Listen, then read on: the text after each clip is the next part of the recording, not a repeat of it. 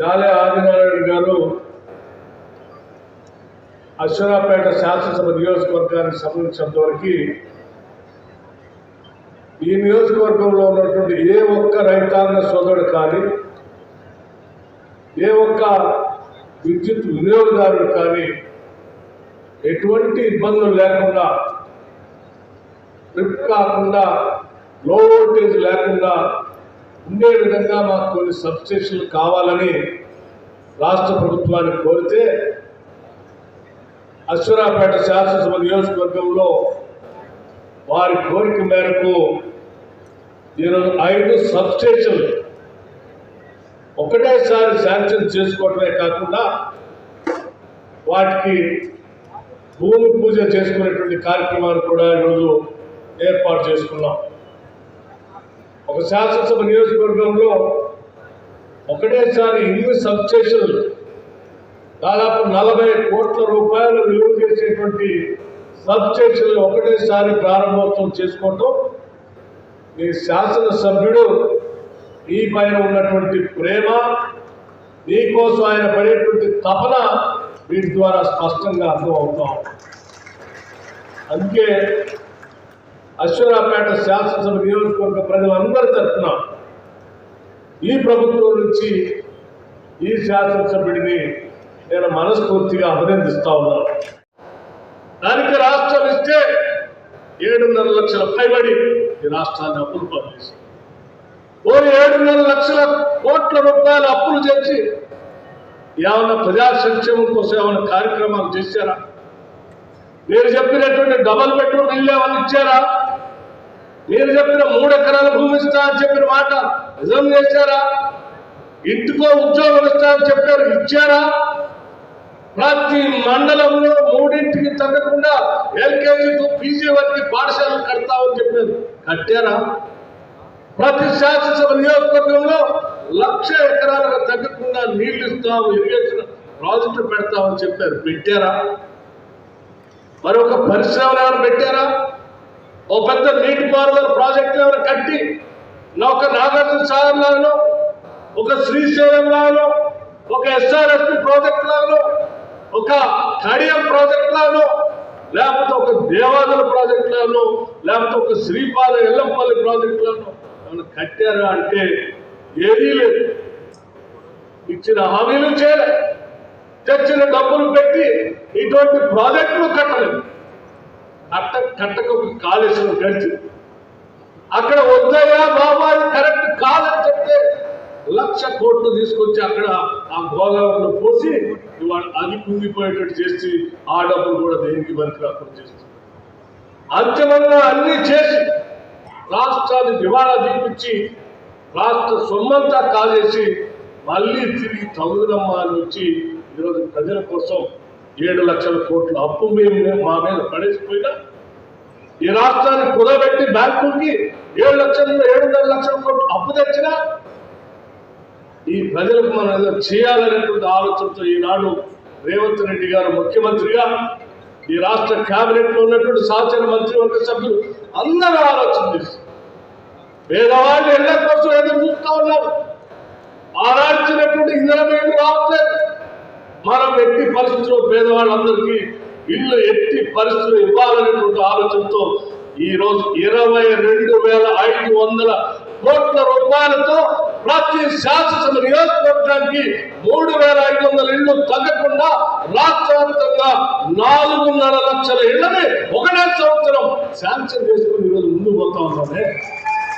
ఏమి కనపట్లేదు మీకు? రాష్ట్రంలో ఇంటికి ఉద్యోగం ఇస్తారంటే పాపం బిడ్డలంతా చదివించుకొని ఎదురు చూస్తున్నటువంటి ప్రజలకి బిడ్డలకి 10 సంవత్సరాలు గడిచినా ఒక గ్రూప్ 1 ఎగ్జామ్ కండక్ట్ చేయవచ్చు.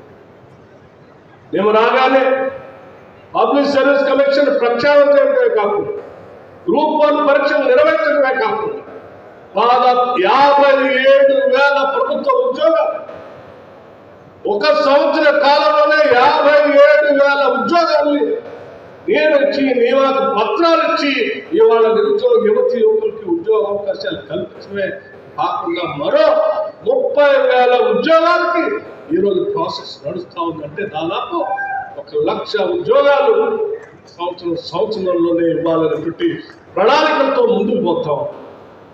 ఏమి కనపట్లేదా మీకు? ప్రభుత్వ ఉద్యోగాలే కాకుండా ప్రభుత్వ ఉద్యోగాల్లో బహుశా అందరికీ అవకాశాలు రాకపోయినా కూడా లక్షలాది మంది చదువుకున్నటువంటి నిరుద్యోగ యువకులకి స్వయం ఉపాధి పథకం కింద వాళ్ళ కాళ్ళ మీద వాళ్ళు నిలబడాలని దాదాపు 9,000 కోట్ల రూపాయలతో రాజీవ్ ఆరోగ్యశ్రీ అనేటువంటి రాజీవ్ యువ వికాసం అనేటువంటి కార్యక్రమాలు రాజీవ్ యువ వికాసం అనేటువంటి కార్యక్రమాన్ని 9,000 కోట్ల రూపాయలతో ఈ సంవత్సరమే మొదలుపెట్టి మీ అందరి చేత అప్లికేషన్లు పెట్టి జూన్ 2వ తారీఖు నాడు వాళ్ళందరికీ శాంక్షన్ లెటర్లు ఇస్తామని చెప్పానే.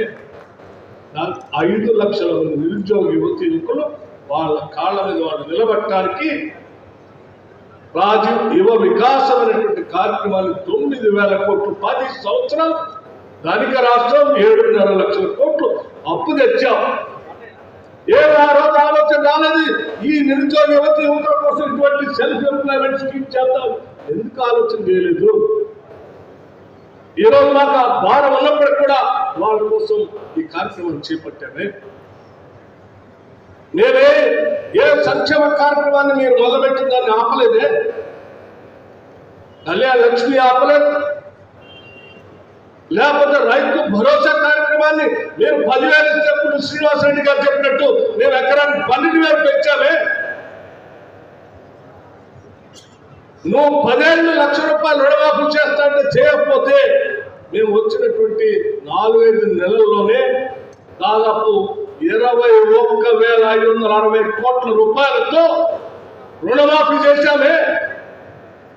నువ్వు 1,00,000 రూపాయలు చేయకపోతే మేము కనీసం 2 లక్షలకి మొదటి సంవత్సరంలోనే నువ్వు 10 ఏళ్ళు చేయకపోయినావు.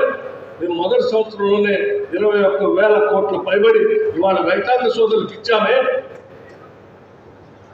నువ్వు 10 సంవత్సరాల రైతు సోదరుల కోసం ఏం పట్టించుకోకుండా ఇన్సూరెన్స్ చేయకుండా వదిలేస్తే మేము 1,970 కోట్ల రూపాయలతో రైతు సోదరుల కోసం ఇన్సూరెన్స్ కట్టామే. ఇది రాష్ట్ర ప్రభుత్వం తరఫున రైతుల కోసం కట్టాము. మీరు 10 సంవత్సరాలు కట్టలేదే.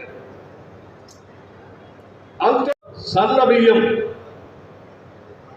రాష్ట్ర వ్యాప్తంగా ఉన్నటువంటి ప్రజానికం ధనిక రాష్ట్రంగా డబ్బులు ఉండి మళ్ళీ ఇంకో 7.5 లక్షల కోట్లు అప్పు తెచ్చుకొని కూడా ఏ పేదవాళ్ళకి ఆ రోజు సన్న బియ్యం పెట్టాలన్న ఆలోచన నీకెందుకు రాలేదు? ఈరోజు రాష్ట్ర వ్యాప్తంగా 90 లక్షల కుటుంబాలు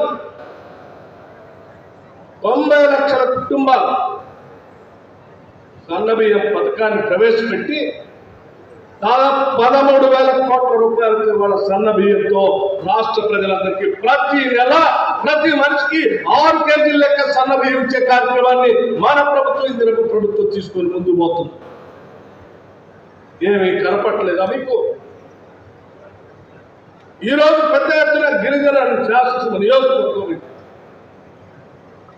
ఏమైనా నీలాగా 7.5 లక్షల కోట్ల అప్పు చేయాల ఉన్న దాంట్లోనే అదనంగా పన్నులు కూడా వేయలేము.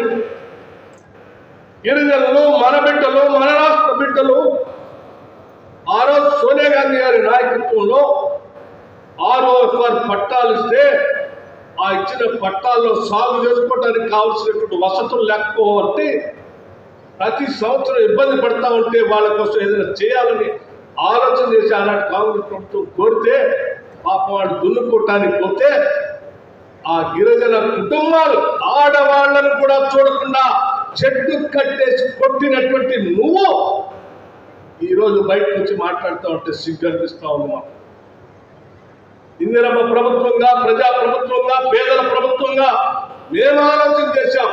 ఇందిరా సౌర గిరిజన వికాసం అనేటువంటి ఒక పథకాన్ని పెట్టి 12,500 కోట్ల రూపాయలతో రాష్ట్ర వ్యాప్తంగా ఉన్నటువంటి గిరిజన కుటుంబాలందరికీ వ్యవసాయం చేసుకోవటానికి వాళ్ళకి సోలార్ పంప్ సెట్ తో పాటు డ్రిప్ ఇరిగేషన్ స్ప్రింక్లర్స్ తో పాటు ప్లాంటేషన్ హార్టికల్చర్ మొక్కలతో సహా అన్ని పెద్ద ఎత్తున ఇచ్చేటువంటి కార్యక్రమాన్ని ఈ రోజు ఇందులో ప్రభుత్వం ఒక పథకంగా తీసుకొని ఒక ఉద్యమంలాగా తీసుకొని రేపు పొద్దున 18వ తారీఖు నాడు ఈ రాష్ట్రంలో మహబూబ్నగర్ జిల్లాలో, నాగర్ కర్నూలు జిల్లాలో, ఆనాడు ఉమ్మడి మహబూబ్నగర్ జిల్లా, ఇప్పుడు నాగర్ కర్నూలు జిల్లాలో అచ్చంపేట శాసనసభ నియోజకవర్గంలో చెంచుల కుటుంబాల నుంచి రాష్ట్ర ముఖ్యమంత్రి రేవంత్ రెడ్డి గారు ఈ పథకాన్ని ప్రారంభించబోతా ఉన్నారు.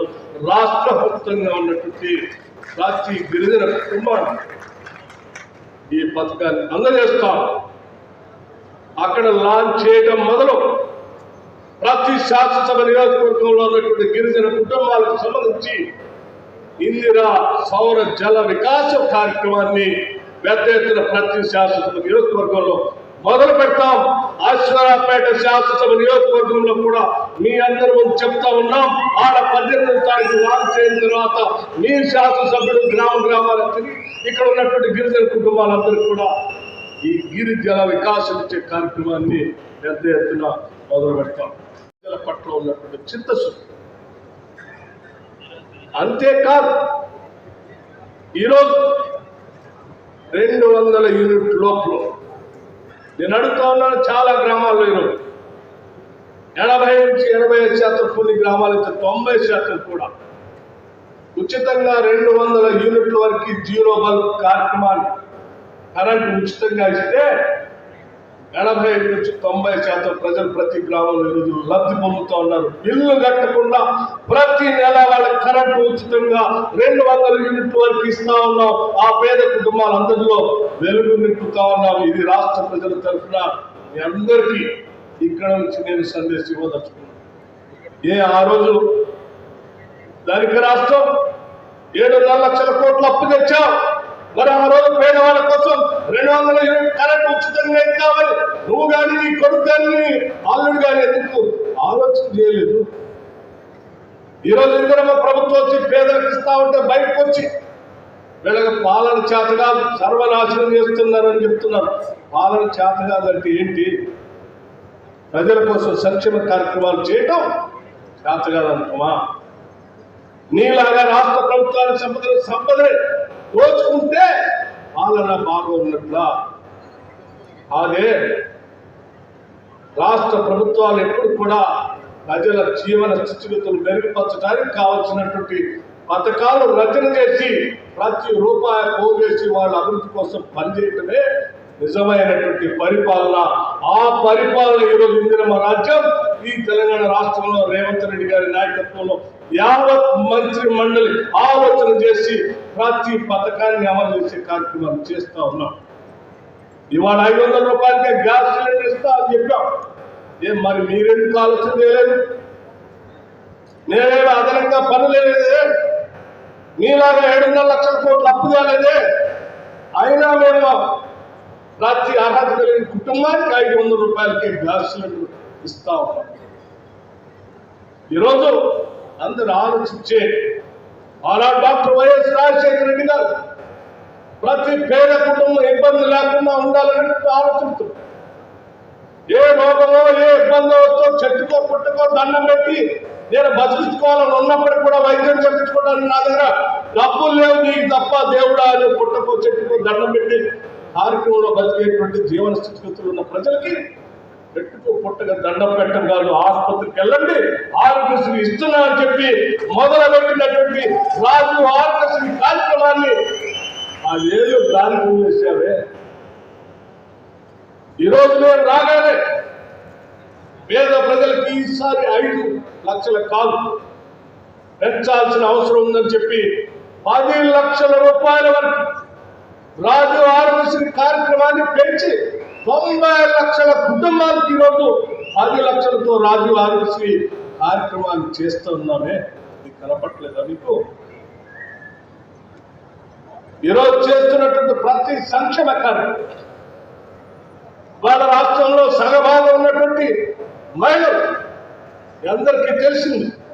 రాష్ట్రంలో ఏ మూల నుంచి ఎక్కడికి వెళ్ళాలన్నా, తల్లి గారింటికి వెళ్ళాలన్నా, పాఠశాలకు వెళ్ళాలన్నా, లేకపోతే పట్టారి బయలు తెచ్చుకోవాలన్నా ఆర్టీసీ బస్సులో ఈ రాష్ట్రంలో ఉన్న ప్రతి మహిళ ఉచితంగా ప్రయాణం చేసేటువంటి కార్యక్రమాన్ని, ఉచిత బస్సు రైలుని ఈరోజు మన ప్రభుత్వం, పేదల ప్రభుత్వం, ప్రజా ప్రభుత్వం, ఇంధన ప్రభుత్వం మొదలుపెట్టి రాష్ట్ర వ్యాప్తంగా తిరుగుతూ ఉంది.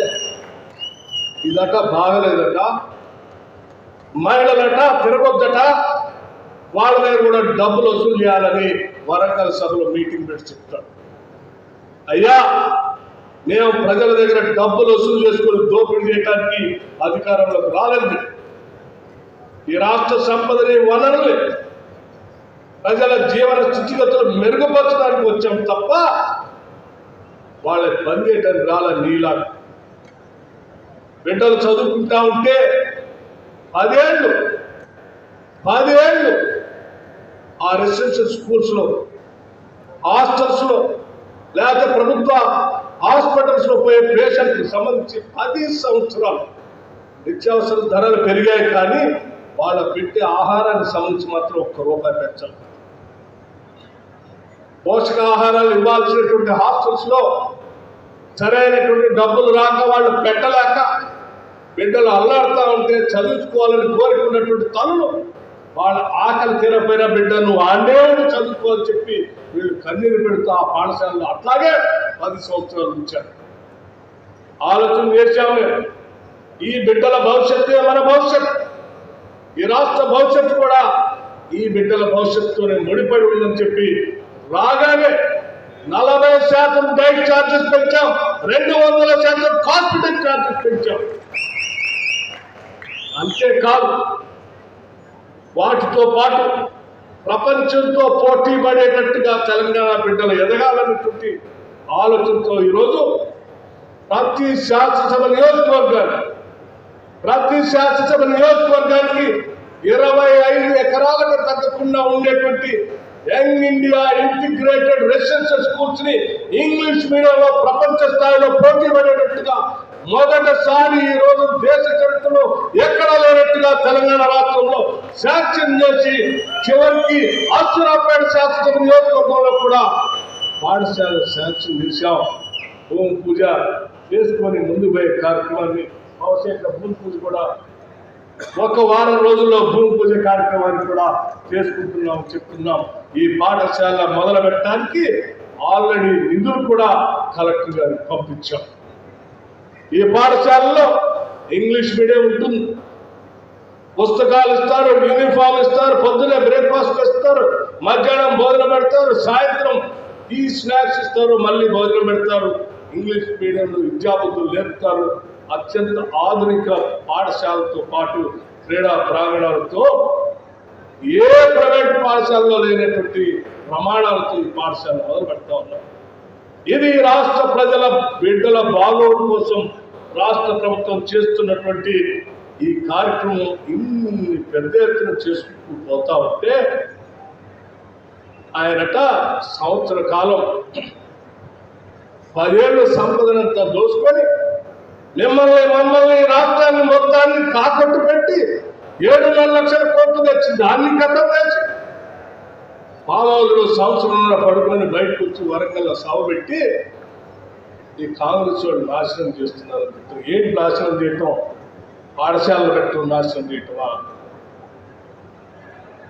లేకపోతే ఇప్పుడు చెప్పుకున్న సంక్షేమ కార్యక్రమాలన్నీ అమలు చేస్తూ వాటితో పాటు ఇంకా అనేక అభివృద్ధి కార్యక్రమాలు తీసుకొని ముందుకు పోతా ఉన్న ఇరిగేషన్ ప్రాజెక్ట్స్ అన్ని నేను గాలి వదిలేసిపోతే వాటన్నిటిని లెక్కగట్టి 6 నెలల్లో ఏ ఇరిగేషన్ ప్రాజెక్ట్ కంప్లీట్ చేయొచ్చు, సంవత్సర కాలంలో ఏ ఇరిగేషన్ ప్రాజెక్ట్ కంప్లీట్ చేయొచ్చు, రాబోయే 4 సంవత్సరాల్లో ఏ ఇరిగేషన్ ప్రాజెక్ట్ కంప్లీట్ చేయొచ్చు అని చెప్పి లెక్కగట్టి వాటిని ప్రణాళికాబద్ధంగా పూర్తి చేసుకునే కార్యక్రమంలో ముందు పోతా ఉన్నాం. హైదరాబాద్ నగరం అభివృద్ధితో పాటు ఈ రాష్ట్ర అభివృద్ధి ఆధారపడి ఉంది. ఎందుకంటే హైదరాబాద్ చుట్టూ వస్తున్నటువంటి అభివృద్ధితో ఈ రాష్ట్రానికి ఆదాయం వస్తుంది. ఆ ఆదాయంతో రాష్ట్రంలో ఉన్నటువంటి పేదలందరికీ మనం సంక్షేమ కార్యక్రమాలు చేసుకోవడానికి అవకాశం ఉందన్నటువంటి ఆలోచనతో ఈరోజు పెద్ద ఎత్తున ముందుకు పోతా ఉన్నాం. అందులో భాగంగానే ఈరోజు రాష్ట్ర వ్యాప్తంగా ఆనాడు మనం మొదలుపెట్టినటువంటి ఇందిరా క్రాంతి పథం, ఐకేపీ డ్వాక్రా సంఘాలు వడ్డీ లేని రుణాలు ఇచ్చేటువంటి కార్యక్రమాన్ని ఆనాటి కాంగ్రెస్ ప్రభుత్వం మొదలు పెడితే 10 ఏళ్ళు అధికారంలోకి పాపం మహిళలందరినీ కాల్పు చేశారు. ఈ రోజు మన ప్రభుత్వం రాగానే మళ్ళీ డ్వాక్రా సంఘాలు అందరినీ పోగేసి ఆ డ్వాక్రా సంఘాలకి మహిళలకి సంవత్సరానికి 20,000 కోట్ల రూపాయలకు తగ్గకుండా వడ్డీ లేని రుణాలు ఇచ్చేటువంటి కార్యక్రమాన్ని ఈరోజు ఇందిరమ్మ ప్రభుత్వం తీసుకుని ముందుకు పోతాం. ఆ మహిళలకి వ్యాపారాలు చేయించబోతా ఉన్నాం, ట్యాంకులు పెట్టిస్తా ఉన్నాం, ఆర్టీసీ బస్సులు ఇప్పిస్తా ఉన్నాం, సౌర విద్యుత్ పెట్టేటువంటి పరిశ్రమను వాటితో పెట్టిస్తా ఉన్నాం. అంతిమంగా ఈ రాష్ట్రంలో ఉన్నటువంటి ప్రతి మహిళ ఆత్మగౌరవంతో తలెత్తుకొని ఈ రాష్ట్రం నాది, ఈ రాష్ట్రంలో నేను తలెత్తుకొని గర్వంగా నేను బతకగలిగినటువంటి పరిస్థితితో ప్రతి మహిళ అభివృద్ధి కోసం ఈరోజు రాష్ట్ర ప్రభుత్వం ప్రణాళికలు ముందు చేసుకొని పోతా ఉన్నాం. ఇన్ని చేసుకొని పోతా ఉంటే మహిళలకు ఇస్తే అన్యాయం అంటాం, నిరుద్యోగ యువతలకు ఉద్యోగాలు ఇస్తే అన్యాయం అంటాం, సెల్ఫ్ ఎంప్లాయ్మెంట్ కింద రాజీవ్ యువ వికాసం పెడితే అది అన్యాయం అంటాం, లేకపోతే రాజు ఆరోగ్యశ్రీ పథకం ఇస్తే అది అన్యాయం అంటాం, ఇందిరమ్మ ఇల్లు ఇస్తే అది అన్యాయం అంటాం, బిడ్డలు చదువుకోవడానికి పాఠశాల పెడితే అది అన్యాయం అంటాం, వైకలాంగ సోదరుల కోసం ఇన్సూరెన్స్ పెట్టి వడ్డీ లేని రుణాలు ఇచ్చి లేకపోతే వాళ్ళకి రుణమాఫీ చేసి రైతు భరోసా ఇచ్చి అన్న ఒడ్లు కొనుగోలు చేసేటువంటి కార్యక్రమంలో 500 రూపాయల బోనస్ ప్రతి బిడ్డకి ఇస్తే అది అన్యాయం అంటాం. ఏం నేర్చినా అన్యాయం అంటావు. చివరికి నువ్వు నీ కుటుంబానికి సంబంధించిన నీ పార్టీకి సంబంధించిన నలుగురు ఈ రాష్ట్ర సంపదను దోచుకుంటే అది న్యాయమా? లేకపోతే ఈ రాష్ట్రంలో ఉన్న 4 కోట్ల మంది ప్రజలకి సంపదని పంచితే అన్యాయమా? మేమంతా 4 కోట్ల మంది ప్రజలకు పంచడానికి ప్రయత్నం చేస్తాం తప్ప నీలాగా నీ కుటుంబానికి సంబంధించిన నలుగురు దోపిడీ చేయడానికి ఎట్టి పరిస్థితుల్లో ఇందిరమ్మ ప్రభుత్వం ప్రజాప్రభుత్వం ఒప్పుకోదని చెప్పి చాలా స్పష్టంగా చెప్పాలనేటువంటి ఆలోచనతోనే ఈరోజు మీ అందరితో ఈ కార్యక్రమం ఆలోచన చేసి మేము మాట్లాడదలుచుకున్నాం. మిత్రులారా, ఆలోచించే ఇంకా చాలా సంక్షేమ కార్యక్రమాలు రాష్ట్ర ప్రభుత్వ దృష్టిలో ఉన్నాయి. భవిష్యత్తులో వీటితో పాటు అనేక కార్యక్రమాలు మొదలుపెట్టే కార్యక్రమాలు కూడా చేయబోతున్నామని చెప్తూ తెచ్చుకున్నటువంటి ప్రజాప్రభుత్వాన్ని, ఇందిరమ్మ ప్రభుత్వాన్ని, ప్రజల కోసం పనిచేసేటువంటి ఈ ప్రభుత్వాన్ని అల్లరి పాలు చేసి అబాల్ పాలు చేసి తిరిగి దొరల పాలన తెచ్చుకోవాలనే దోపిడీదారులంతా ఏకమవుతూ ఉన్నారు. అటువంటి దోపిడీదారులు మాటలు నమ్మవద్దని, ఆ దోపిడీదారులందరినీ దూరంగా ఉంచాలని, అప్పుడే నిజమైనటువంటి ప్రజాస్వామ్య ప్రజా సంక్షేమ అసలు శిశులైన ఇందిరమ్మ ప్రభుత్వ పాలనే మెరుగైన పాలన చెప్పి మీ అందరికీ నేను సౌనీయంగా మనం చేస్తూ సెలవు తీసుకుంటున్నాను. జై హింద్.